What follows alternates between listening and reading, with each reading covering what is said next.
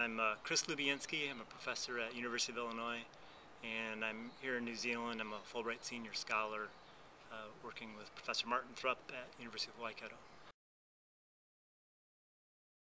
I look at education policy. I'm particularly interested in issues of organizational behavior and the implications of that for equitable access for disadvantaged children. I've looked at questions of markets in education, how we can use different market mechanisms such as choice, competition, in reforming schooling, and what are the results of that.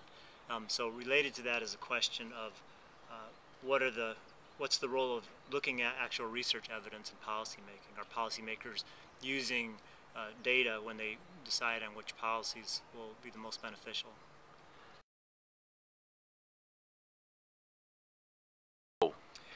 Charter schools are publicly funded but privately or independently operated schools. They're schools of choice. The students aren't assigned to charter schools. The charter schools have to attract them. And typically they're given a much higher degree of autonomy. And the expectation is that they'll use that to create new, innovative ways of educating students, and then they'll have greater results coming from that. And that would therefore create competitive effects that will raise the bar for all students, all schools in the area, not just the kids that go to charter schools.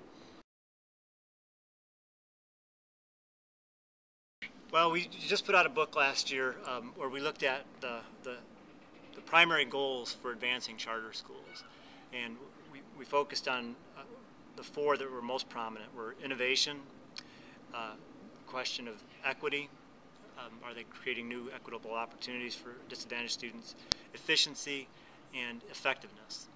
And overall on those four, I'd say the evidence is somewhat mixed but largely disappointing.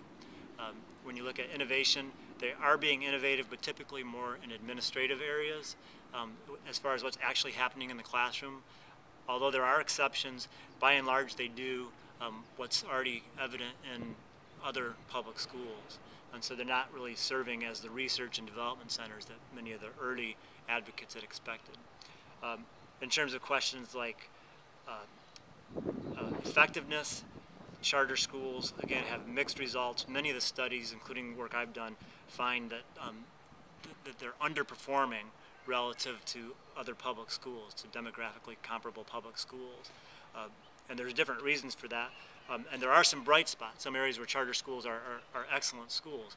But overall, in terms of national, and a national scale, charter schools are performing no better and quite often lower than other public schools.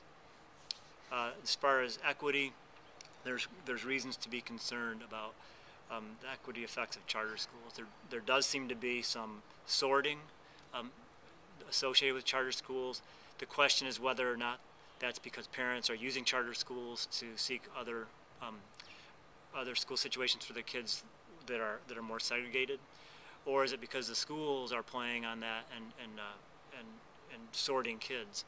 And what we're finding is that both those things seem to be occurring. That there is some self-segregation on the part of the parents, but also schools seem to be doing things such as location and marketing that seem to facilitate or accelerate these segregative tendencies.